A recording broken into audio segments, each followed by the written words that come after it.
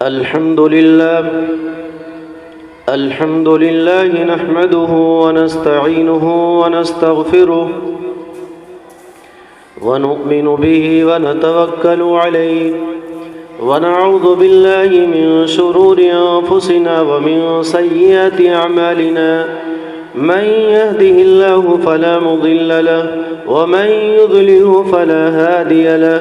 ونشهد أن لا إله إلا الله وحده لا شريك له ونشهد أن محمدًا عبده ورسوله أرسله بالحق بشيرا ونذيرا بين يدي الساعة من يطع الله ورسوله فقد رشد ومن يعصهما فإنه لا يضر إلا نفسه ولا يضر الله شيئا أما بعد فقال النبي صلى الله عليه وسلم أكرموا أولادكم وأحسنوا آدابهم وقال عليه الصلاة والسلام ما نحل والد ولدا من نحل أفضل من أدب حسن وقال عليه الصلاة والسلام مروا أولادكم بالصلاة وهم أبناء 7 سنين واضربوهم عليها وهم أبناء 10 سنين وفرقوا بينهم في المضاجع أو كما قال عليه الصلاة والسلام فأعوذ بالله من الشيطان الرجيم لله ملك السماوات والأرض يخلق ما يشاء يهب لمن يشاء إناثا ويهب لمن يشاء الذكور أو يزوجهم ذكرانا وإناثا ويجعل من يشاء عقيما إنه عليم قدير صدق الله العظيم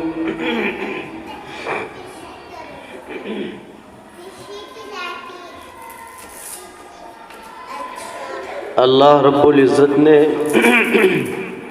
جہاں ہم سب کو بے شمار نعمتوں سے مالا مال کیا ہے، بے شمار چیزیں اللہ نے عطا فرمائی ہے، وہیں ایک بہترین نعمت اللہ نے اولاد کی صورت اور شکل میں عطا فرمائی ہے کہ اللہ نے جسے چاہا لڑکا دے دیا، جسے چاہا لڑکی دے دی،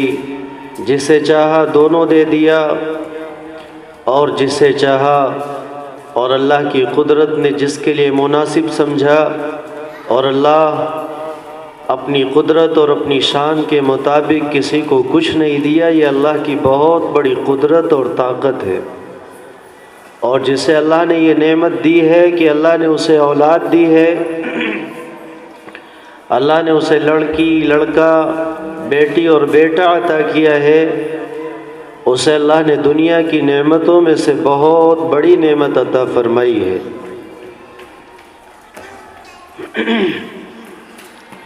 حضور نے فرمایا اکرموا اولادکم واحسنوا آدابہم، اللہ نے جب تمہیں اولاد دی ہے، اللہ نے جب تمہیں اتنی عظیم الشان نعمت دی ہے، اللہ نے جب تمہیں انتخاب فرمایا اور تمہیں اولاد دیا، تو اپنی اولاد کی قدردانی کرو، اپنی اولاد کی اس نعمت کو غنیمت جانو، وَأَحْسِنُوا آدَابَهُمْ، اور اس نعمت کا شکریہ ادا کرو۔ اور اس نعمت کا شکریہ یہ بتایا کہ انہیں اچھے آداب سکھاؤ، اچھی تعلیم دو، انہیں قرآن کا سبق دو، انہیں قرآن کا پیغام دو، انہیں اللہ اور رسول کی تعلیم دو کہ تمہارے بچے، تمہاری اولاد، تمہاری نسلیں یہ اللہ کو پہچانے، اپنے خالق اور مالک کو پہچانے۔ اللہ نے جب یہ نعمت دی ہے تو اس کا اکرام کرو تعلیم کے ذریعہ۔ اور جب آپ اپنے بچے کا اکرام کریں گے، اپنے بچے کی جو ملنے والی نعمت ہے اس نعمت کی قدردانی کریں گے تو اللہ دنیا میں بھی خوش رکھے گا اور آخرت میں بھی خوشی انسان کو نصیب ہوگی۔ جب انسان اپنی اولاد کو اچھی تعلیم دیتا ہے تو اس کے بچے تابع دار، فرما بردار اور اپنے ماں باپ کے حقوق ادا کرنے والے ہوتے ہیں، کیونکہ قرآن نے سکھایا، جناب محمد الرسول اللہ صلی اللہ علیہ وسلم نے پیغام دیا، تمہاری ماں کا کیا حق ہے، تمہارے باپ کا کیا حق ہے، تمہارے بھائی بہنوں کا کیا حق ہے۔ جب آپ نے اپنی بچیوں کو، اپنے بچوں کو دینی تعلیم سے روشناس کیا ہے، دینی تعلیم سے آشنا کیا ہے اور دینی تعلیم دی ہے، تو وہ آپ کے حقوق کو جانیں گے اور آپ کے حقوق کو ادا کریں گے۔ اور ظاہر سی بات ہے، جنہیں دینی تعلیم نہیں دی گئی انہیں کیا پتہ میرے ماں باپ کے مجھ پر کیا حقوق ہیں، میری اماں کا مجھ پر کیا حق ہے، میرے ابا کا مجھ پر کیا حق ہے۔ جب انہیں یہ نہیں پتہ کہ میرے باپ کا کیا حق ہے، میری اماں کا کیا حق ہے، تو ان کے دل میں جو چاہے گا وہ کریں گے، جو دل چاہے گا وہ نہیں کریں گے۔ حضور نے اتنا عمدہ پیغام دیا کہ اللہ نے تمہیں اولاد دی ہے تو اس کا شکریہ ادا کرو، اور اس کا بہترین شکریہ یہ ہے کہ انہیں دینی تعلیم دو، انہیں اچھے آداب سکھاؤ، اچھے اخلاق سکھاؤ، انہیں اچھی تعلیم سے آراستہ کرو۔ آپ دیکھیں گی ان بچوں میں جن کے دلوں میں اللہ کا خوف ہے، جناب محمد الرسول اللہ صلی اللہ علیہ وسلم کا پیغام ہے، وہ آپ کی تعلیمات پر چلتے ہیں اور آقا مدنی صلی اللہ علیہ وسلم کے بتائے ہوئے طریقے پر چلتے ہیں، قرآن پڑھتے ہیں، پڑھاتے ہیں، قرآن سیکھتے ہیں، سکھاتے ہیں، یا دیگر دینی شعبے میں لگے ہوئے ہیں۔ ان بچوں میں اور ان لوگوں میں، ان بچوں میں آپ غور کریں جن کا تعلق تعلیم سے نہیں ہے، جن کا تعلق قرآن سے نہیں ہے، جن کا تعلق دین سیکھنے اور سکھانے سے نہیں ہے، دونوں بچوں میں زمین و آسمان کا فرق ہوتا ہے۔ ایک بچہ اپنے ماں باپ کے سامنے کھڑا ہو کر کہتا ہے تم نے میرے لیے کیا کیا، اور ایک وہ ہے جو اپنے ماں کے پاس سے گزرتا ہے تو اپنے قدموں کو بھی زور سے نہیں رکھتا کہ میری ماں کی آنکھ نہ کھل جائے۔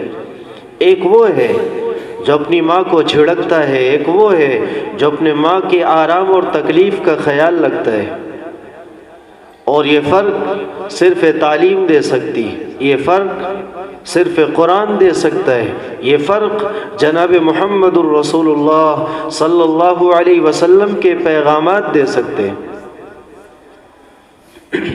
ورنہ دنیاوی تعلیم اور دنیا کی تعلیمات آج جن لوگوں میں مغربی تہذیب ہے یا انگریز کی طرف ان کا جھکاؤ ہے اور انگریزیت کی طرف ان کا رجحان ہے اور وہ قرآن کو کچھ نہیں سمجھتے، آج ان کا موازنہ کیا جائے اور ایک دیندار شخص کا موازنہ کیا جائے، دونوں میں بہت فرق ہے۔ اللہ نے آپ کو اولاد دی ہے، آپ انہیں اچھا نہ کھلا سکیں، نہ پہنا سکیں،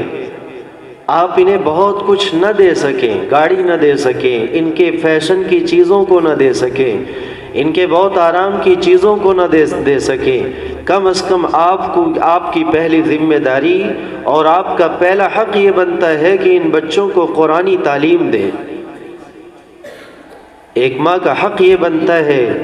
کہ جس طریقے سے وہ خود بھوکی رہتی ہے بچوں کو کھلا دیتی ہے، جس طریقے سے وہ دکھ سہتی ہے اور بچوں کا دکھ نہیں دیکھ سکتی، خود پریشانی میں مبتلا ہو جاتی ہے، بچوں کو آرام دیتی ہے، اسی طریقے سے ایک ماں کی محبت کا تقاضا یہ بھی ہے اور ایک ماں کی ممتا کا تقاضا یہ بھی ہے کہ وہ اپنے بچوں کو کچھ دے یا نہ دے لیکن دینی تعلیم ضرور دے۔ وہ کچھ دے سکے یا نہ دے سکے، اتنا تو وہ خود کر سکتی ہے کہ اپنے معصوم بچوں کو کچھ نہ کچھ سکھا سکتی ہے، کلمہ پڑھا سکتی ہے، قرآنی دعائیں سکھا سکتی ہے، حضور کی بتائے ہوئے دعاؤں کو سکھا سکتی ہے۔ اور پھر اللہ علماء کرام کو جزائے خیر دے کہ انہوں نے قوم کی بھلائی، قوم کی ترقی اور اپنے نفع کے لیے کہ اللہ قیامت کے دن اور روز محشر کے دن اللہ مجھے معاف فرما دے اور میرا مقام بلند فرما دے، انہوں نے جگہ جگہ مدرسوں کو قائم کیا، مکتبوں کو قائم کیا، مساجد کو قائم کیا، تاکہ غریب اور معصوم بچے بھی پڑھ سکے۔ جن کے پاس کچھ نہیں ہے، جو اپنے خرچے سے نہیں پڑھا سکتی ہیں، کم از کم وہ دینی تعلیم تو دے سکے۔ آپ کی پہلی ذمہ داری اور آپ کی محبت کا تقاضا، آپ کی ممتا کا تقاضا یہی ہے کہ پہلے درجے میں، اولین درجے میں اپنے بچوں کو دین سے آراستہ کریں۔ سب سے پہلے مرحلے میں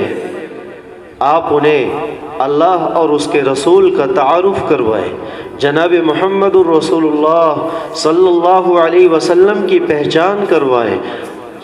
جس اللہ نے اتنی بڑی کائنات ہمارے لیے بنائی، اتنے بڑے بڑے انعامات ہم پر کیے، اتنے بڑے بڑے احسانات ہم پر کیے، جو اللہ شب و روز ہمیں کروڑوں نعمت سے مالا مال کرتا ہے، جس اللہ نے ہمیں سانس لینے کی صلاحیت دی، کھانے کی صلاحیت دی، پینے کی صلاحیت دی، اور تمام طرح کی نعمتوں سے اللہ نے مالا مال کیا، اتنا تو کروائیں کہ اس خالق اور مالک کا تعارف کروا دیں،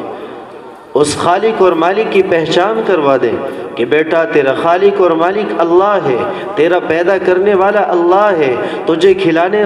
والے اللہ ہے، تجھے پلانے والا اللہ ہے، تجھے پالنے والا اللہ ہے۔ اس معصوم بچے سے جو آپ پر اور اپنے ماں باپ پر وہ منحصر ہوتا ہے، محدود ہوتا ہے، آپ اسے تعارف کروائیں کہ تمہارا اللہ کون ہے اور اللہ کسے کہتے ہیں، اور وہ تعارف مدرسوں سے ملے گا، مکتبوں سے ملے گا، انہی پھٹی پرانی چٹائیوں پر بیٹھنے کے بعد ملے گا۔ یہ الف با تا سا کو معمولی نہ سمجھے، یہ آگے چل کر ایک انسان کی بہت بڑی منزل ہوتی ہے۔ اس الف میں اللہ کا تعارف ہے، اس با میں اللہ کا تعارف ہے، اس تا میں اللہ کا تعارف ہے، اللہ کی پہچان چھپی ہوئی ہے۔ اسی الف با تا سا سے لے کر بچے کے پاس اللہ کے تعارف کا ایک ذخیرہ تیار ہوگا، جو اللہ کو پہچانے گا اور اللہ کی نعمتوں کا شکریہ ادا کر کے دنیا میں بھی کامیاب ہوگا، آخرت میں بھی کامیاب ہوگا۔ ان بچوں کی ترقی میں، ان بچوں کی کامیابی میں سب سے بڑا کردار جو ہوتا ہے وہ ماں باپ کا ہوتا ہے، بالخصوص ماں کا ہوتا ہے۔ یہ ماں چاہے اپنے بچے کو ایک ایماندار بنا دے، یہودی بنا دے، نصرانی بنا دے، حضور نے فرمایا ہر پیدا ہونے والا بچہ وہ فطرت اسلام پر پیدا ہوتا ہے، اس کے اندر اللہ کے ماننے کا جذبہ، اللہ کے قوانین کے احکام کی پابندی کا جذبہ ہوتا ہے۔ لیکن سماج میں رہ کر، ماں باپ کی پرورش میں رہ کر کبھی وہ یہودی بن جاتا ہے، کبھی نصرانی بن جاتا ہے، کبھی مجوسی بن جاتا ہے، کبھی بتوں کی پوجا کرنے والا بن جاتا ہے۔ اس کے ماں باپ اپنے بچے کو جو بنانا چاہتے ہیں اللہ وہ بنا دیتا ہے۔ ماں باپ سے ہی بچوں کو تعلیم ملتی ہے اور بچوں کو رہنمائی ملتی ہے۔ بچے کو کہاں جانا ہے وہ ماں باپ سکھاتے ہیں، بچوں کو کیا کرنا ہے ماں باپ سکھاتے ہیں، بچوں کو کیا کھانا ہے ماں باپ سکھاتے ہیں، بچوں کو کیا پہننا ہے ماں باپ سکھاتے ہیں۔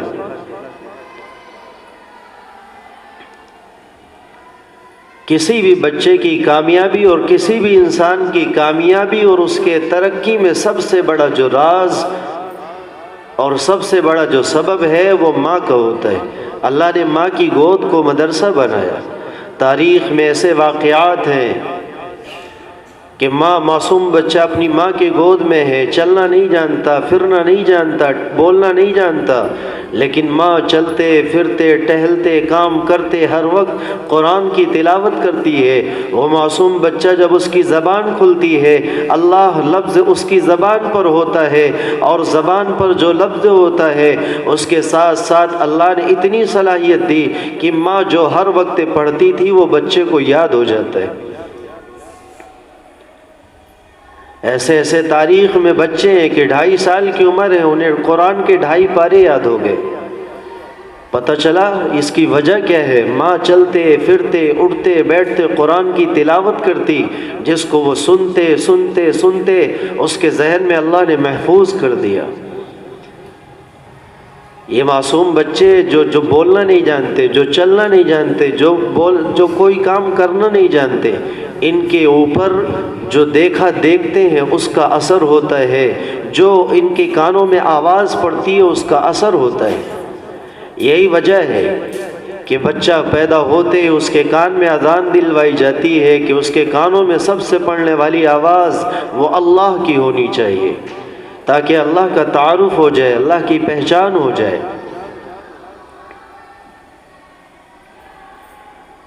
آپ کی محبت کا تقاضا اور ماؤں کی ممتا کا تقاضا یہ ہے کہ اپنی اولاد کو کچھ دے یا نہ دے، اپنے بچوں کو کچھ دے یا نہ دے، وہ اپنی اولاد کو دینی تعلیم ضرور دے۔ حضور نے فرمایا ماں باپ کی طرف سے جو سب سے بہترین تحفہ، ایک ماں کا اپنے بچے کے لیے جو سب سے اچھا تحفہ ہے، ایک باپ کا جو اپنے بچے کے لیے سب سے بہترین تحفہ ہے، وہ حسن اخلاق ہے، وہ اچھی تعلیم ہے۔ ما نحل والد ولدا من نحل افضل من ادب حسن، حضور نے فرمایا کسی باپ نے اور کسی ماں نے اپنے بچے کو حسن ادب اور اچھی تعلیم سے بڑھ کر کوئی تحفہ نہیں دیا۔ آج ہم بچوں کو گاڑیاں دیتے ہیں، کھلونا دیتے ہیں، سب کچھ دیتے ہیں، کھلاتے ہیں، پلاتے ہیں، لیکن جو ہمارا سب سے بہترین تحفہ ہے اور ایک ماں باپ کا جو سب سے بہترین تحفہ ہے، اس تحفے سے اسے محروم رکھتے ہیں۔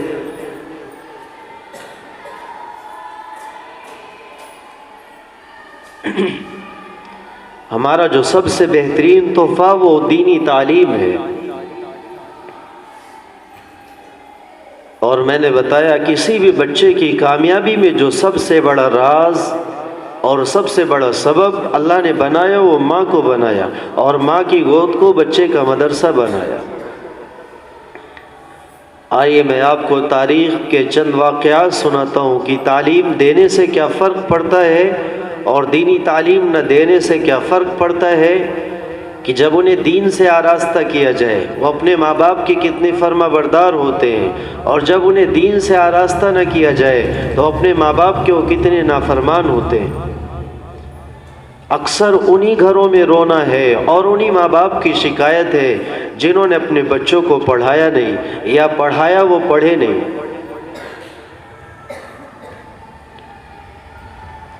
اور بچوں کو پڑھانے میں اصول اور ضوابط کا لحاظ رکھنا بہت ضروری ہے۔ بعض دفعہ بڑا قلق ہوتا ہے، بڑا رنج ہوتا ہے، بڑی تکلیف ہوتی ہے کہ ایک استاد مدرسے میں بیٹھ کر ایک بچے کو 6 گھنٹے مستقل پڑھاتا ہے، اس کے ہر اداؤں پر نگاہ رکھتا ہے، لیکن اماں جو ہوتی ہیں وہ گھر سے قانون اور ضابطہ بتا کر بھیجتی ہیں، ہمارا بچہ ایسا نہیں کرے گا، ہمارا بچہ ایسا کرے گا۔ بس آپ نے جب مدرسے کے حوالے کیا ہے اور مدرسے میں صرف اللہ کا تعارف کروایا جا رہا ہے، مکتبوں میں جب اللہ کا تعارف کروایا جا رہا ہے، تو آپ مدرسوں کے اصول کے مطابق چلیں، مدرسوں کے ضوابط اور قانون کے مطابق چلیں۔ اور یہی وجہ ہے مدرسوں کے قانون کے مطابق سے نہ چلنے کی وجہ سے، مدرسے کے اصول اور ضوابط پر نہ چلنے کی وجہ سے آج دیکھ لیا جائے، صرف اپنی برادری اور اپنی قوم میں دیکھ لیا جائے، وہ مدرسہ بھیجتے تو ہیں لیکن بچہ حافظ ہونے سے پہلے وہ چھوڑ دیتا ہے یا حافظ ہونے کے بعد چھوڑ دیتا ہے۔ جس اگلی تعلیم میں اللہ کا تعارف ہے، وہ اللہ کو پہچاننے والا تھا، اس منزل تک پہنچ ہی نہیں سکا۔ اور اس کی بہت بڑی وجہ یہ بنی ماں باپ کی منمانی، اس کی بہت بڑی وجہ یہ بنی ماں باپ کی بے اصولی اور بے قانونی، کہ اماں نے جب چاہ بچے کو بھیج دیا، جب چاہ شادی میں لے کے چلی گئیں، جب چاہ گھر میں چھوڑ دیا، میں جا رہی ہوں گھر دیکھنا۔ ان بے اصولیوں کی وجہ سے، بے قانونی کی وجہ سے بچے اکثر ایسا ہوتا ہے وہ تعلیم سے محروم ہو جاتے ہیں۔ آپ جب اپنے بچوں کی فکر کریں، مدرسے میں پڑھائیں تو انہیں لاوارث نہ سمجھیں اور مدرسے کی تعلیم کو ہلکا نہ سمجھیں۔ جس طریقے سے مدرسے میں بچوں کو فکر کے ساتھ پڑھایا جاتا ہے، محنت کے ساتھ پڑھایا جاتا ہے، مشقت کے ساتھ پڑھایا جاتا ہے، آپ بھی اس میں ساتھی بنیں، مددگار بنیں۔ آپ خود ہی بتائیں، آپ کے گھر میں چند بچے ہیں، آپ کی ماتحتی میں چند بچے ہیں، اگر ایک ہفتے کی چھٹی ہو جائے اور 4 بچے ہیں، گھر میں اتنی ادھم مچاتے ہیں کہ اماں پریشان ہو جاتی۔ مدرسے میں رہتے تبے ٹھیک رہتے، حرمیوں تم کم بہت مارا، پھر حرامی حلالی فلانا ڈھماکہ سب بنا ڈالتی۔ ایک ماں کی تربیت میں اور ایک ماں کی ذمہ داری میں 4 بچے ہیں صرف، اور ایک استاد جو 30 بچوں کو بیٹھ کر پڑھاتا ہے، سکھاتا ہے، 35 بچوں کو 40 بچوں کو لے کر بیٹھتا ہے، پڑھاتا ہے، اتنا بڑا مدرسہ ہے، کیا یہ 35 بچے اس استاد کو پریشان نہیں کرتے؟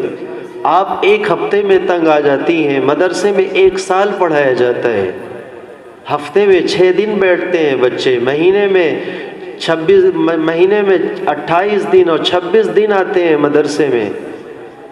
کیا استاد کو جھنجھلاہٹ نہیں ہوتی ان کی شرارت پر؟ استاد کو دکھ نہیں ہوتا ان کی شرارت پر؟ کیا اس کی تنبیہ کے لیے اسے کچھ بولا نہیں جا سکتا؟ آپ چند بچوں میں، 4 بچوں میں، 2 بچوں میں تنگ آ جاتی ہیں، کہیں مارتی ہیں، کہیں چپل لے کر دوڑتی ہیں، کہیں بیلن اور چمٹا لے کر دوڑتی ہیں۔ یہاں جب سینکڑوں بچے ہیں اور ایک استاد کی ماتحتی میں 40 بچے 35 بچے ہیں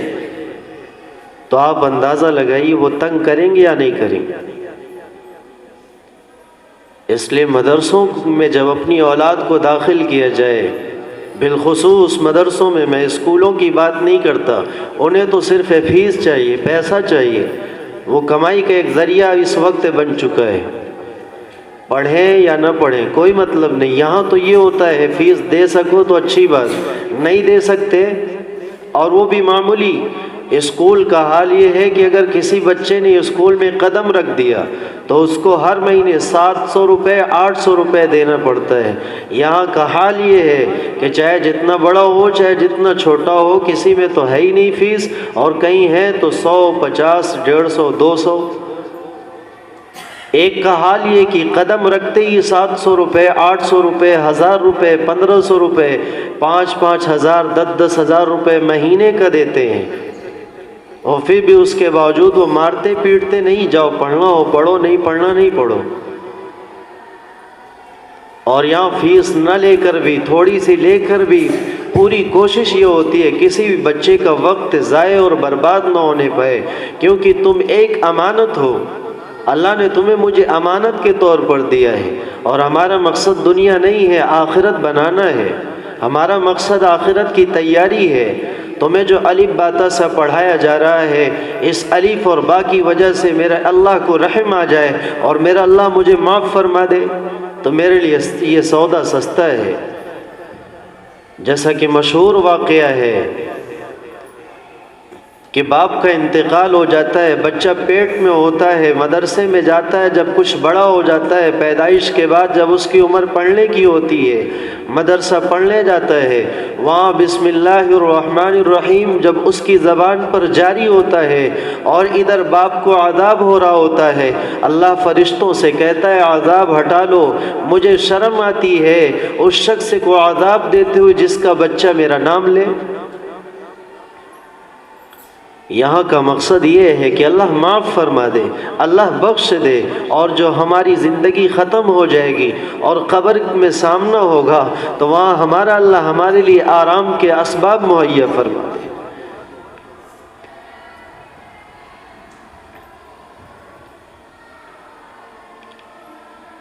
وہاں کا مقصد کچھ اور ہے اور یہاں کا مقصد کچھ اور ہے۔ جب آپ اپنے بچوں کو مدرسے بھیجیں، حضور نے فرمایا، ایک دفعہ اللہ کے نبی علیہ الصلاۃ نے صحابہ کرام کو نصیحت فرمائی اور فرمایا خبردار، میں تمہارے نزدیک، میں تمہارے لیے باپ کی طرح ہوں۔ حضور نے فرمایا صحابہ کرام سے کہ میں تمہارے لیے باپ کی طرح ہوں، اللہ نے مجھے معلم بنا کر بھیجا ہے، اللہ نے مجھے استاد بنا کر بھیجا ہے، میں تمہیں یہ پیغام دیتا ہوں۔ آپ نے استنجا کا طریقہ بتاتے ہوئے فرمایا صحابہ کرام سے میں تمہارے باپ کی طرح ہوں، اللہ نے مجھے معلم بنا کر بھیجا ہے۔ اس حدیث سے پتہ چلا کہ استاد اور ٹیچر جو ہوتا ہے وہ بچے کا باپ ہوتا ہے، اصلی باپ تو نہیں ہوتا، لیکن ایک استاد اپنے بچے کے لیے بمثل باپ کے ہوتا ہے، باپ کی طرح ہوتا ہے۔ کیا کوئی باپ اپنے بچے کو دشمنی میں مارتا ہے؟ کیا کوئی باپ ایسا بھی ہے جو غلطیوں پر اپنے بچے کو نہ ڈانٹتا ہو، نہ جھڑکتا ہو؟ باپ دلار بھی کرتا ہے، محبت بھی کرتا ہے، اس کے لیے آرام کے اسباب پیدا کرتا ہے، اور ضرورت پڑتی ہے تو مارتا بھی ہے، ڈانٹتا بھی ہے۔ اللہ نے آپ کے سینے میں اتنی محبت دی ہے، اتنی محبت دی ہے کہ تم اولاد کے دکھ کو اپنا بنا لیتی ہو، لیکن اولاد کو یہ سمجھتی ہو کانٹا نہ چبھے۔ اس کے باوجود بھی جب بچے نافرمانی کرتے ہیں، شرارت کرتے ہیں، تب بھی آپ کے ہاتھ اٹھ جاتے ہیں، آپ انہیں مارتی ہیں، پیٹتی ہیں، ڈانٹتی ہیں، بولتی ہیں۔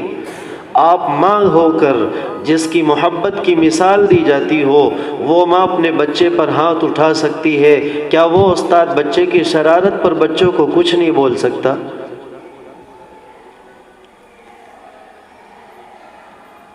مدرسہ بھیجتے وقت اپنے دل کو مضبوط کیا جائے، اپنے دل پر پتھر رکھا جائے کہ مجھے اسے کچھ بنانا ہے، چاہے جتنی مشقتیں سامنے آئیں، مجھے اسے اللہ کا تعارف کروانا ہے، چاہے جتنی مشقتیں اٹھانی پڑے۔ میں بھوکی رہ سکتی ہوں لیکن اسے قرآن کی تعلیم ضرور دوں گی، میں مشقتیں برداشت کر سکتی ہوں لیکن میں اسے تعلیم ضرور دوں گی، میں تمام دکھوں کو برداشت کر سکتی ہوں لیکن اپنے بچے کو حافظ ضرور بناؤں گی۔ ہر ماں کا جذبہ اور ہر ماں کی یہ فکر ہونی چاہیے۔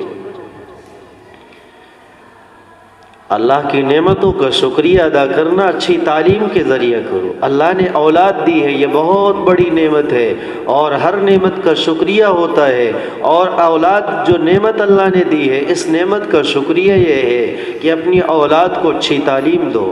اپنی اولاد کو جناب محمد الرسول اللہ صلی اللہ علیہ وسلم والے پیغامات دو۔ اور جب آپ کی محنت اپنے بچے پر ہوگی، جب آپ کی محنت اپنے بچے پر اور آپ کی فکر اپنے بچے کے بارے میں ہوگی، اللہ انہی بچوں کو آگے چل کر کبھی شیخ الحدیث بنائے گا، کبھی اللہ مفسر بنائے گا، کبھی اللہ انہیں خطیب بنائے گا، کبھی اللہ انہیں دین کا پیغام لے کر چلنے والا بنے گا۔ وہی بچہ جس کا نام لوگ صحیح سے نہیں لیا کرتے تھے، ایک وقت وہ آئے گا جس کے سامنے ہزاروں افراد بیٹھ کر اس کی باتوں کو سنیں گے۔ آپ کے دل میں یہ داعیہ، یہ جذبہ ہونا چاہیے کہ آگے چل کر ہمارا بھی بچہ خطیب بنے، ہمارا بھی بچہ شیخ الحدیث بنے، ہمارا بھی بچہ مفسر بنے، حدیث بیان کرے تو لوگ سننے والے بنے، قرآن بیان کرے تو لوگ سننے والے بنے۔ کتنا عالی شان اور کتنا اونچا مقام ہے، ایک شخص سے بولے اور بیان کرے، اور مسجد میں ہزاروں لوگ ہیں، سینکڑوں لوگ ہیں، لاکھوں کی تعداد میں مجمع ہے، اس ایک آدمی کی بات کو خاموشی سے سنتا ہے۔ اللہ نے یہ مقام دیا ہے۔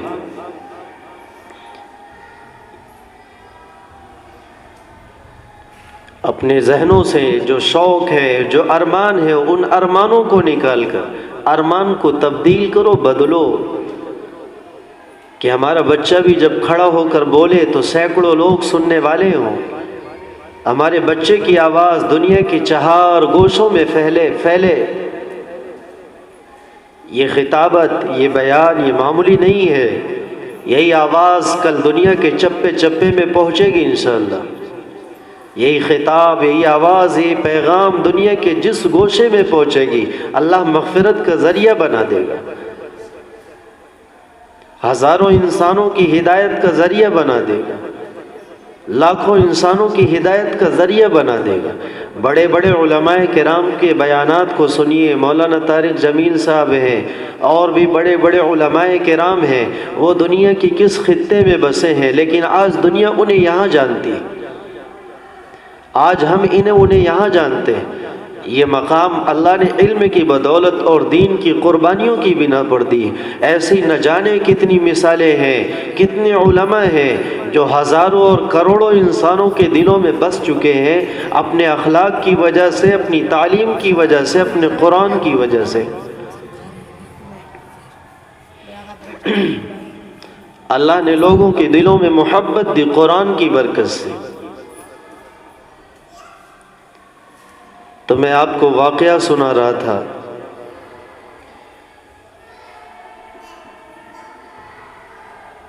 خواجہ معین الدین چشتی اجمیری رحمۃ اللہ علیہ، اللہ نے ہندوستان میں ان سے بہت بڑا کام لیا۔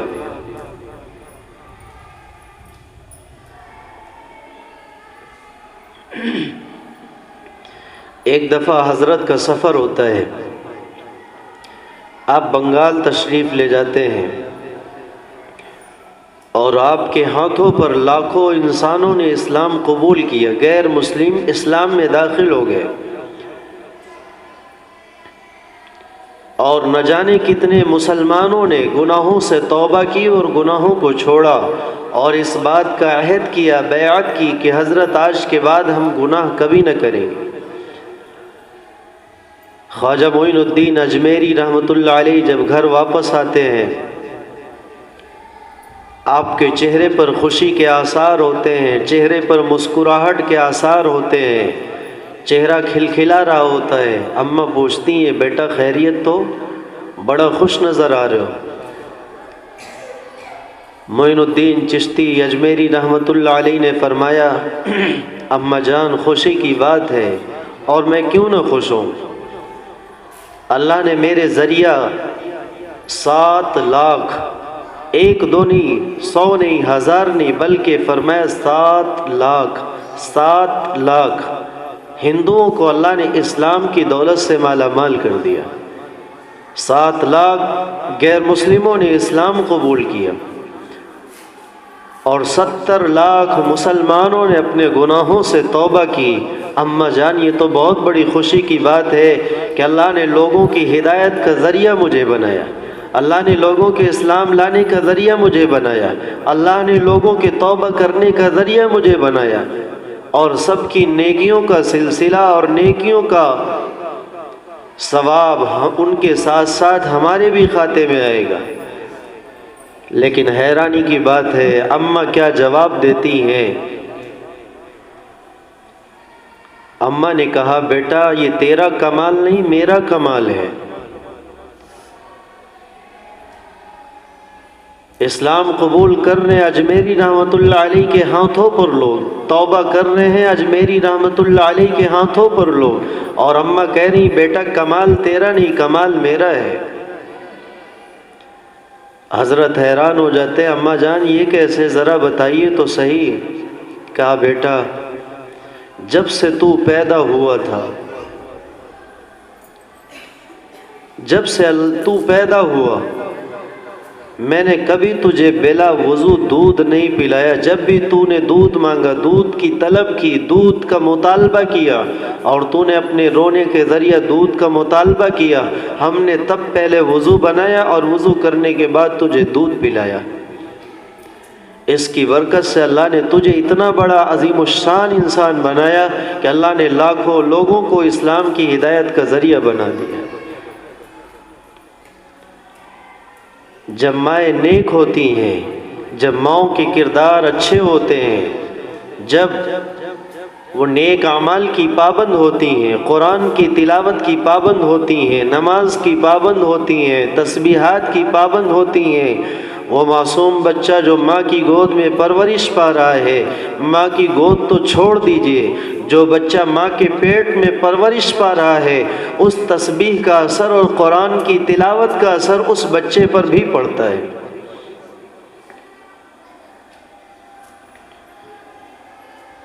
اب ظاہر سی بات ہے، جو آج کل دیکھنے میں آ رہا ہے، جو دکھائی دے رہا ہے، بچے بڑے ہوئے ابا کا گریبان پکڑ لیتے ہیں، شادی ہوئی اماں کے نافرمان بن جاتے ہیں، تم تو بولے نا، تم تو چپ پن بیٹھی رہا، سب تمہارے لگائی بجھائی ہے۔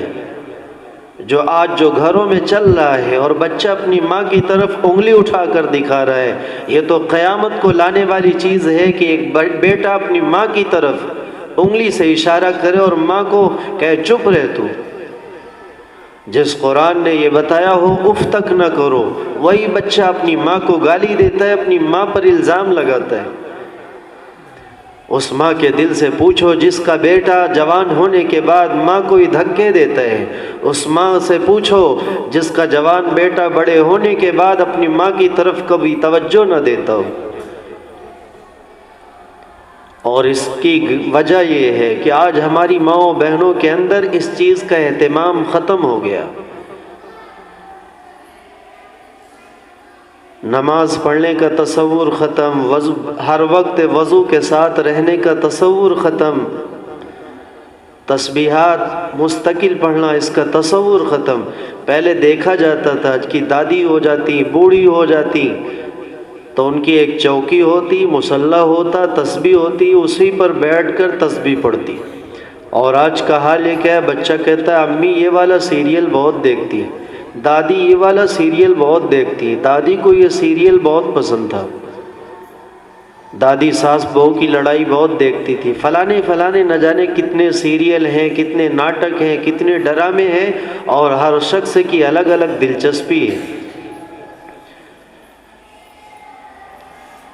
چھوٹے چھوٹے بچے گھروں کے راز کھول دیا کرتے ہیں، یہ چھوٹے چھوٹے بچے اپنی ماؤں کے عیب کو بیان کر دیا کرتے ہیں۔ اور حضور نے فرمایا جو انسان تنہائی میں گناہ کرتا ہے اور اسے دیکھنے والا کوئی نہ ہو، صرف اللہ کے علاوہ اسے دیکھنے والا کوئی نہ ہو، لیکن ایک انسان گناہ میں مبتلا ہو، خدا کی قسم اس کی نحوست ایک نہ ایک دن ظاہر ہو کے ہی رہے گی۔ انسان تنہائی میں بیٹھ کر اللہ کی نافرمانی کرے، گناہ کرے، کسی گناہ کا عادی ہو، ایک نہ ایک دن اس کی نحوست لوگوں پر ظاہر ہو کر رہے گی۔ اور ایک شخص وہ ہے جو تنہائی میں بیٹھ کر عبادت کرتا ہو اور اس کی نیکی پر کوئی جاننے والا نہ ہو، کوئی دیکھنے والا نہ ہو، لیکن ایک نہ ایک دن اس کی نیکی کی برکت ظاہر ہو کر رہے گی۔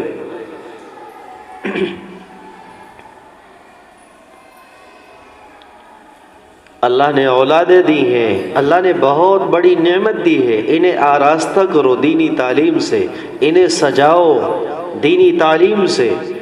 انہیں سب سے بہترین تحفہ جو حضور نے بتایا اس بہترین تحفہ کو پہلے درجے میں دو۔ اور یاد رکھنا آپ کے ہر کردار کا اثر ان بچوں پر پڑتا ہے، ماں کے ہر کردار کا اثر ان بچوں پر پڑتا ہے۔ یہ نہ سمجھے ابھی چھوٹے ہیں، یہ نہ سمجھے ابھی دودھ پی رہے ہیں، نہیں، ان کی تربیت کا پورا دھیان دو اور ڈرو اللہ سے، خوف کھاؤ۔ اگر میں یہ غلط کام کری، میں نے سیریل دیکھا تو میرے بچے پر غلط اثر پڑے گا، میں نے گناہ کیا تو میرے بچے پر غلط اثر پڑے گا۔ اپنے خوف سے نہیں، اپنے ڈر سے نہیں، اس معصوم بچے کو جو اللہ نے تمہیں بطور امانت دیا ہے، جو اللہ نے تمہیں امانت کے طور پر دیا ہے، اس امانت سے ڈرو کہ کہیں اس امانت میں خیانت نہ ہو جائے، اس بچے کے اندر غلط اثر نہ داخل ہو جائے۔ اسی طرح یہ تو ہو گیا کہ بہت پرانے زمانے کی بات تھی، اجمیری رحمت اللہ علیہ جب تھے تب کی مائیں بڑی نیک ہوا کرتی تھیں۔ ایسا نہیں ہے، ہر دور میں نیک اور بد تھے، ہر دور میں برا کرنے والے، ہر دور میں اچھا کرنے والے تھے۔ اللہ نے ہر انسان کو اختیار دیا ہے، جس کا دل چاہے اچھا کر لے، جس کا دل چاہے برا کر لے۔ نیکی اور بدی کا، نیکی اور برائی کا راستہ بتا کر ہر شخص کو اللہ نے اختیار دیا ہے۔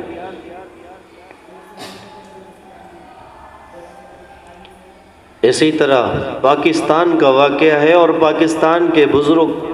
پیر ذوالفقار احمد نقشبندی دامت برکاتہم اپنی کتاب میں ایک واقعہ لکھتے ہیں کہ میں نے اخبار میں پڑھا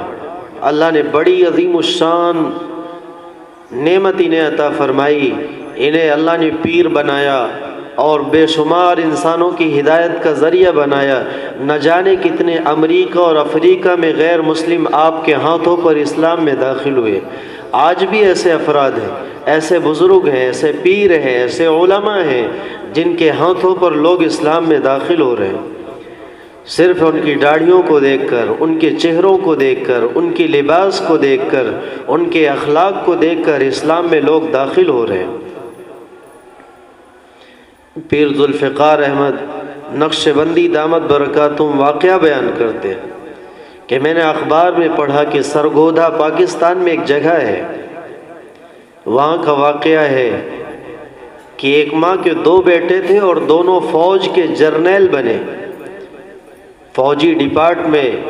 جو سب سے بڑا عہدہ ہوتا ہے اس عہدے کے مالک بنے۔ انٹرویو لینا چاہا، پریس والوں نے، میڈیا والوں نے اس کی ماں سے، ان بچوں کی ماں سے انٹرویو لینا چاہا کہ آپ نے ان کی کیسی تربیت فرمائی کہ 2 بچے اور دونوں کو پاکستان کے فوجیوں کا سب سے بڑا عہدہ ملا، جرنیل بنایا اللہ نے، سپہ سالار بنایا اللہ نے۔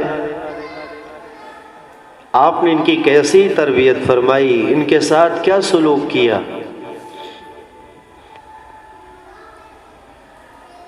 اس ماں سے جب انٹرویو لیا گیا تو اس خاتون نے، اس ماں نے جواب دیا کہ میں ایک سادہ سی عورت ہوں، ایک دیہات کی رہنے والی ہوں، ایک غریب عورت ہوں، لیکن میں نے کسی بزرگ کے بیان میں سنا تھا کہ جو عورت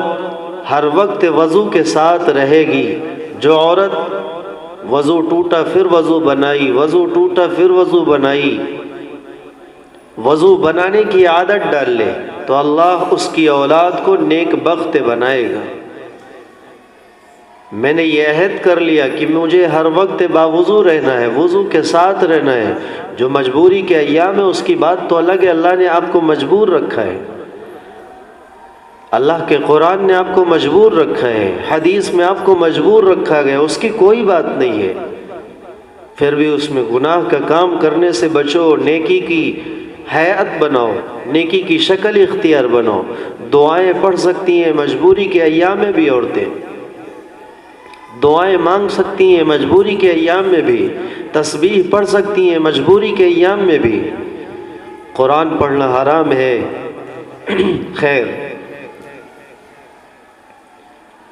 اس خاتون نے کہا، میں نے ایک بزرگ کے بیان میں سنا کہ جو عورت اپنے آپ کو ہر وقت وضو کے ساتھ رکھے گی، اللہ اس کی اولاد کو نیک بخت بنائے گا، اور اللہ اسے دنیا میں بھی کامیابی دے گا، آخرت میں بھی کامیابی دے گا۔ میں نے دنیا کی کامیابی تو دیکھ لی، آگے آخرت میں اللہ کی مرضی ہے، اور امید ہے کہ میرا اللہ وہاں بھی کامیاب فرمائے گا۔ اگر اللہ آپ کے نیک رہنے پر اور کسی ماں کے نیک رہنے پر اولاد کو دونوں جہان میں کامیابی دے دے، دنیا میں بھی اللہ مقام اور عہدہ عطا فرما دے، اور آخرت میں اللہ بلندی دے دے، تو سودا سستا ہے۔ اور یہ بہت دور کی بات نہیں، بہت زمانے کی بات نہیں، مشکل سے 20 سال 25 سال پہلے کی بات ہے، بہت ہوئے ہوں گے 30 سال ہوئے ہوں گے۔ اور آپ اپنی زندگی کے 20 سال پیچھے اٹھا کر دیکھو، وہی کا حالات کل، وہی حالات آج۔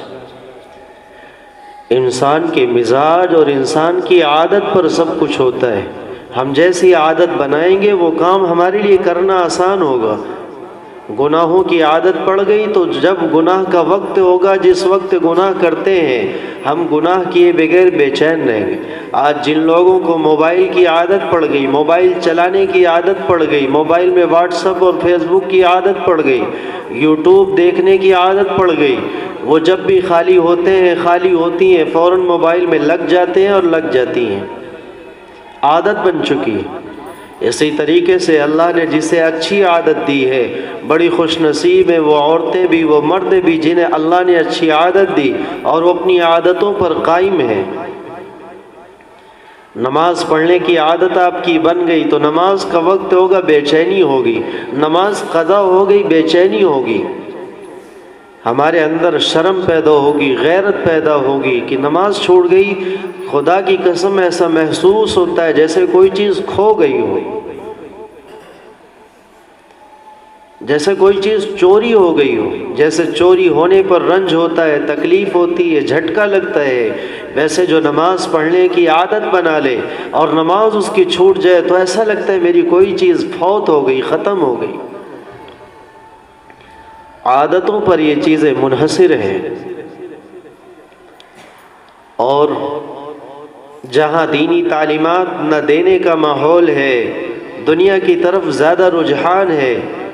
اور دینی تعلیمات سے اللہ نے انہیں محروم کیا ہے، اس قوم کا بھی حال سن لیجئے۔ یہ تو آپ نے اس ماں کا سنا، اس قوم کا حال سنا جس کے اندر دینی تعلیمات ہے، اس قوم کا بھی حال سن لیجئے جو دینی تعلیمات سے دور ہے، اور انہی کو دیکھ کر ہم چلنا چاہتے ہیں۔ آج کسی کا بچہ انگلش کے چند الفاظ بول دے تو ماں فخر کرتی ہے، آج کسی کا بیٹا انگلش کے چند الفاظ بول دے،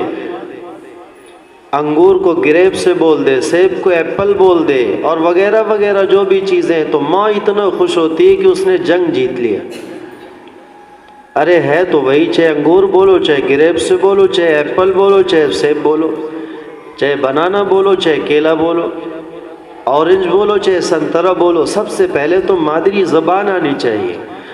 جہاں ہم رہتے ہیں، جہاں بستے ہیں، جس معاشرے میں رہتے ہیں، وہ چیز آنی چاہیے۔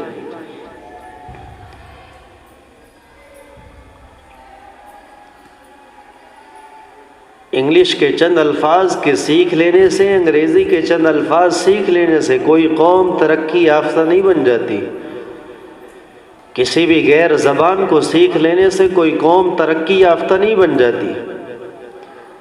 قوم ترقی یافتہ تب بنتی ہے جب وہ تعلیم یافتہ ہو اور اس کے اخلاق اچھے ہوں۔ قوم ترقی یافتہ اس وقت بنتی ہو جب اس کے اندر اللہ کا خوف ہو۔ جب خوف ہوگا وہ گناہوں سے بچے گا، جھوٹ سے بچے گا، چوری سے بچے گا، ڈاکہ زنی سے بچے گا، دوسروں کو تکلیف دینے سے بچے گا، غلط کام کرنے سے بچے گا۔ جب ہم کسی کے ساتھ غلط نہیں کریں گے، کوئی ہمارے ساتھ بھی غلط نہیں کرے گا۔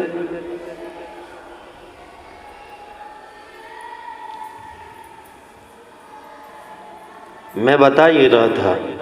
کہ اسی بزرگ کا جس کا نام میں نے لیا، پیر ذوالفقار احمد نقشبندی دامت برکاتہم نے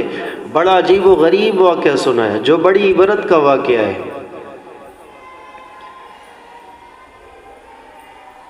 آپ نے بتایا کہ میں امریکہ گیا، وہاں کی ایک داستان سنی، بڑی عجیب و غریب داستان تھی کہ ایک ماں اپنے بچے کے خلاف، ایک ماں اپنے بیٹے کے خلاف کورٹ میں یہ مقدمہ دائر کرتی ہے کہ میرا بیٹا مجھے وقت نہیں دیتا۔ ایک ہی گھر میں ماں بھی رہتی ہے، ایک ہی گھر میں بیٹا بھی رہتا ہے، اس کے باوجود یہ بیٹا اپنی ماں کو وقت نہیں دے پا رہا ہے۔ اور ماں کا جو سب سے بڑا شکوہ اور سب سے بڑی شکایت تھی وہ یہ تھی کہ میرا بیٹا اپنے گھر میں رہتا ہے، مجھے وقت نہیں دیتا۔ اس نے کتا پال رکھا ہے، ان کتوں کو نہلاتا بھی ہے، دھلاتا بھی ہے، کھلاتا بھی ہے، پلاتا بھی ہے، ٹہلاتا بھی ہے، پاخانہ پیشاب کا بھی خیال رکھتا ہے، ان کے سارے نخروں کو اٹھاتا ہے۔ میں ماں ہو کر بغل کے کمرے میں پڑی رہتی ہوں، میرا خیال نہیں رکھتا۔ ماں نے عدالت میں یہ مقدمہ دائر کر دیا۔ ماں نے اپنا وکیل کھڑا کیا، بیٹے نے اپنا وکیل کھڑا کیا۔ جب عدالت میں جج کے سامنے یہ پیشی ہوئی، فیصلہ بعد جج نے سنایا کہ مقامی قانون یہ ہے اور یہاں کا دستور اور یہ قانون اور نیم یہ ہے کہ 18 سال کا جب بچہ ہو جائے، بچی ہو جائے، اسے ماں باپ سے الگ رہنے کا اختیار ہوتا ہے، چاہے ماں سے ملے یا نہ ملے، باپ سے ملے یا نہ ملے، اس کو اختیار دے دیا جاتا ہے۔ اور رہی بات کتے کی، تو اس نے جب کتا پال رکھا ہے تو یہ کتا اس کی ماتحتی میں ہے، اس کتے کے اس پر حقوق ہیں اور جس کی پابندی، جسے ادا کرنا اس پر لازمی اور ضروری ہے۔ یہ کتے کے حقوق کو ادا نہیں کرے گا تو اسے سزا ملے گی، اور ماں کے حقوق کو ادا کرے یا نہ کرے یہاں کا قانون اس کی اجازت دیتا ہے۔ اور رہی بات آپ کی، جب ماں باپ بوڑھے ہو جائیں تو یہاں کی حکومت اور یہاں کے حکمرانوں نے یہ قانون اور یہ نیم بنایا اور ان کا انتظام کیا کہ ان کے لیے اولڈ ہاؤس بنا دیا، بوڑھوں کا گھر بنا دیا۔ جس ماں باپ کو اپنے بچے سے تکلیف ہو،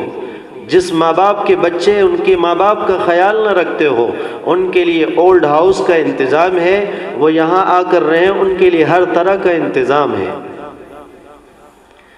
جس قوم کی یہ ذہنیت بن چکی ہو کہ ماں سے زیادہ کتے پر اہمیت دیتے ہوں، جن انگریزوں کا حال یہ ہو کہ ماں سے زیادہ وہ کتوں کو اہمیت دیتے ہوں، کہ کتوں کو کھلاتے ہوں، پلاتے ہوں، نہلاتے ہوں، دھلاتے ہوں، پاخانہ پیشاب کا خیال رکھتے ہوں، اور ادھر ماں پڑی ہے، سسک رہی ہے کہ صرف میرا بیٹا مجھ سے بات کر لے، اور کوئی تڑپ اور کوئی خواہش نہیں ہے۔ وہاں کی عدالت اور وہاں کے کورٹ یہ فیصلہ سناتے ہیں کہ ماں پر بچے کا کوئی حق نہیں ہے۔ جس عدالت میں، جس قوم میں ماں کا کوئی 18 سال کی بعد، باپ کا 18 سال کے بعد کوئی حق نہیں، کہ بچہ 18 سال کا ہو گیا، ماں باپ کا اس پر کوئی حق نہیں، اس کا جو دل چاہے وہ کرے، اس قوم کی تعلیم کے پیچھے ہماری مائیں اور بہنیں پڑی ہیں۔ انگریزی سیکھنا کوئی گناہ نہیں ہے، بلکہ وقت کی ضرورت اور تقاضا ہے۔ انگریزی بولنا اور سیکھنا کوئی گناہ اور کوئی جرم نہیں ہے، وقت کا تقاضا ہے۔ لیکن جو چیز جس ضرورت کی ہے اسے اتنا ہی رکھا جائے۔ ہماری تعلیم ایسی ہے جو پیدائش سے لے کر موت تک کا پیغام دیتی ہے۔ اماں کے ساتھ کیسے رہنا ہے، ابا کے ساتھ کیسے رہنا ہے، شوہروں کے ساتھ کیسے رہنا ہے، بیویوں کے ساتھ کیسے رہنا ہے، بچوں کے ساتھ کیسے رہنا ہے، پڑوسیوں کے ساتھ کیسے رہنا ہے، بڑے بھائی کا حق چھوٹے پر کیا ہے، چھوٹے کا بڑے پر کیا ہے، بوڑھوں کا بچوں پر کیا ہے، بچوں کا بوڑھوں اور بزرگوں پر کیا ہے۔ جس شریعت نے اتنا منظم نظام دیا ہو، وہی شریعت کے ماننے والے دوسری قوم کے قانون کو تلاشتے پھر رہے ہوں۔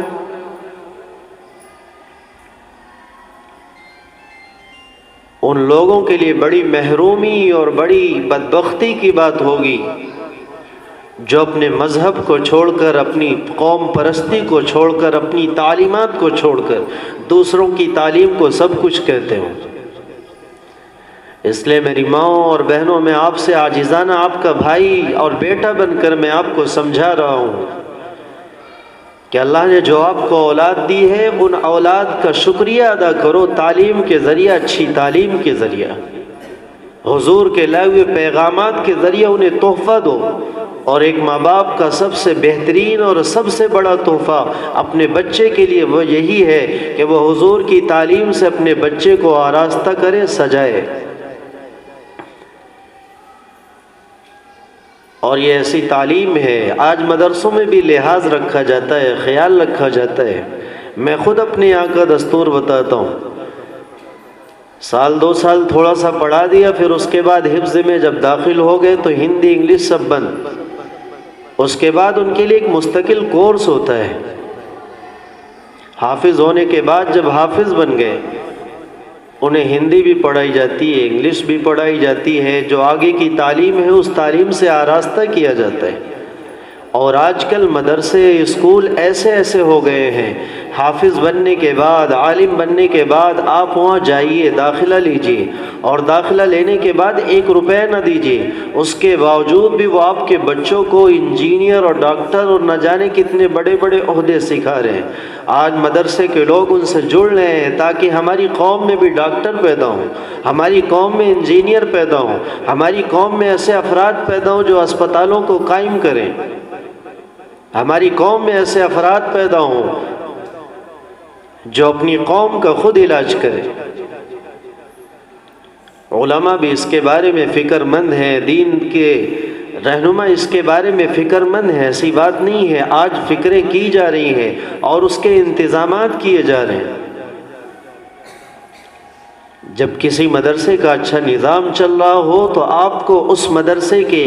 اصول کے مطابق اور قانون کے مطابق چلیں، جس میں مدرسے والوں کی بھی بھلائی ہے اور پڑھنے والوں کی بھی بھلائی ہے۔ تو حضور نے فرمایا اپنی بچوں کو دینی تعلیم دو، اپنی اولاد کو دینی تربیت سے آراستہ کرو۔ بہت زیادہ انگریزیت کا ذہن نہ بنے ہمارا، بہت زیادہ انگریزوں کی طرف جھکاؤ نہ ہو۔ کسی کو آپ نے انگریز بنا ہی دیا تو خدا کی قسم انجام ایک دن وہی ہوگا جو میں نے سنایا، کہ یہاں کی حکومت بھی، یہاں کی قانون بھی، جب انگریزیت غالب آ جائے گی اور انگریزیت ان پر چھا جائے گی، ایک وقت ایسا بھی آئے گا کہ اولڈ ہاؤس اور بوڑھوں کا گھر بنا دیا جائے گا۔ آج جن کے چھوٹے چھوٹے بچے ہیں، جب یہ بوڑھی ہوں گی تو انہیں قانون اور حکومت کہے گی جاؤ تمہاری یہ اولڈ ہاؤس بنا ہے، صبح کو کھچڑی ملے گی، دوپہر کو دال چاول ملے گا، دودھ ملے گا، یہ ملے گا، جاؤ آرام سے رہو۔ بہت زیادہ انگریزیت کی طرف آپ کا جھکاؤ نہیں ہونا چاہیے۔ ضرورت کے تحت آپ بھی اپنے بچوں کا ذہن رکھیں، اور مدرسوں میں اس کا بالکل اب خیال رکھا جاتا ہے، ہر مدرسوں میں اس کا انتظام کیا جا رہا ہے۔ ہماری قوم اس سے ناآشنا نہ رہے۔ آج جہاں جاؤ بورڈ لگے انگلش میں، جو کام کرو انگلش میں ہو رہے ہیں، اچھی بات ہے، لیکن ضرورت تک محدود رکھا جائے، اسے اصل مقصد نہ بنایا جائے۔ اصل مقصد ہماری شریعت ہے، اصل مقصد اللہ کا تعارف ہے، اصل مقصد حضور کا تعارف ہے۔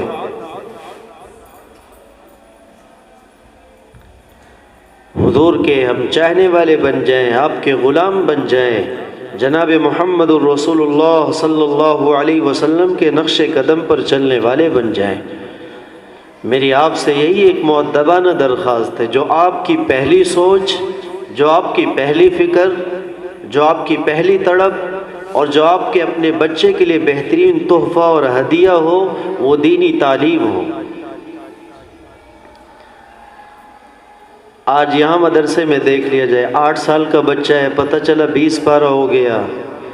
10 سال کا بچہ ہے، پتہ چلا 10 پارے ہو گئے، سال 2 سال میں یہ حافظ بن جائے گے۔ جب ایک بچہ 12 سال کی عمر میں حافظ بن گیا، 10 سال کی عمر میں حافظ بن گیا، 8 سال کی عمر میں حافظ بن گیا، اس بچے کو اب جتنا پڑھانا ہے، جو پڑھانا ہے آگے پڑھائیے۔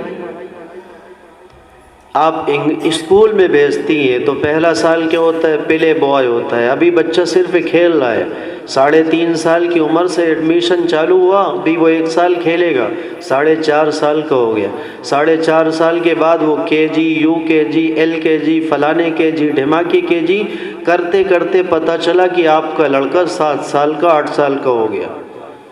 جب 1 میں پہنچتا ہے تو اس کی عمر 7 سال 8 سال کی ہو جاتی ہے۔ اور ایک وہ جگہ ہے جہاں 8 سال کا بچہ پہنچتا ہے، اللہ کے اتارے ہوئے قانون کا حافظ بن جاتا ہے، اگرچہ اسے سمجھ نہیں سکتا۔ ایک وہ ہے جو 8 سال کی عمر میں 1 میں پہنچتا ہے، ایل کے جی پار کر کے درجہ 1 اور 2 میں پہنچتا ہے۔ اسی دوسری طرف کا ماحول یہ ہے کہ اللہ اسے 20 پارے کا، 30 پارے کا حافظ بنا دیتا ہے اور اپنے قرآن کا حافظ بنا دیتا ہے۔ اور یہی حال رہا، یہی سلسلہ چلتا رہا تو 20 سال کی عمر میں یہی بچہ عالم بھی بنے گا، حافظ بھی بنے گا، قاری بھی بنے گا، اور مفتی بن کر یہ اسکولوں میں داخل ہوگا۔ داخل ہونے کے بعد وہاں ڈاکٹر بننا چاہے گا، بن کر آ جائے گا انشاءاللہ۔ اس لیے اور ان بچوں میں جو مدرسے سے پڑھ کر نکلے ہوں، جن کے سینے میں قرآن ہو، جن کے سینے میں قرآن کا تراجم ہو، اللہ کے قانون کی محافظت کا جذبہ ہو، ان بچوں میں اور ان بچوں میں جو انٹر اور بی اے فلانے ڈھماکی کر کے بیٹھے ہیں، دونوں میں زمین آسمان کا فرق ہوگا۔ جس طریقے سے آپ کی فکر یہ سوچ تھی کہ ہمارے بچے کو تکلیف نہ پہنچے، مجھے پہنچ جائے، جب یہ بچہ حافظ اور عالم بن جائے گا، اس کا جذبہ اور اس کی فکر یہ ہوگی میرے ماں باپ کو کاٹا نہ چبھے، اللہ مجھے چبھ جائے۔ ماں باپ کو یہی تو امید ہوتی ہے کہ بچہ جب جوان ہو، ہم بوڑھے ہوں تو بڑھاپے میں ہمارا سہارا بنے، لیکن پتہ یہ چلا ماں باپ کو جو سب سے زیادہ تکلیف پہنچتی ہے وہ اپنی اولاد سے پہنچتی ہے۔ گھر میں آتا ہے، گھس جاتا ہے، سلام نہیں کرتا، بیوی کو سب کچھ لاتا ہے، مجھے کچھ نہیں دیتا، میرے پاس بیٹھتا نہیں۔ ایک ماں باپ کی تڑپ ہوتی ہے، خاص طور سے ماں کی تڑپ اور فکر ہوتی ہے جب بچہ گھر میں داخل ہو تو اپنے اماں سے مسکرا کر ملے اور سلام کرے۔ وہ دنیا کی تعلیم نہیں دے سکتی۔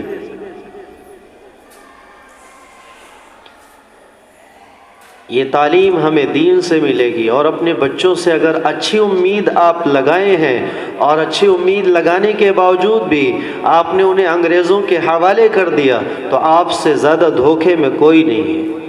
اور آپ کو اچھی امید ہے، آپ نے اپنے بچے کو حافظ بنایا، عالم بنایا، تو آپ سے زیادہ عقل مند کوئی نہیں ہے۔ اچھی امید رکھنے کے بعد انہیں اچھی جگہ نہ بھیجنا یہ دھوکہ ہے۔ اچھی امید لگانے کے بعد انہیں غلط جگہوں پر بھیجنا یہ دھوکہ ہے۔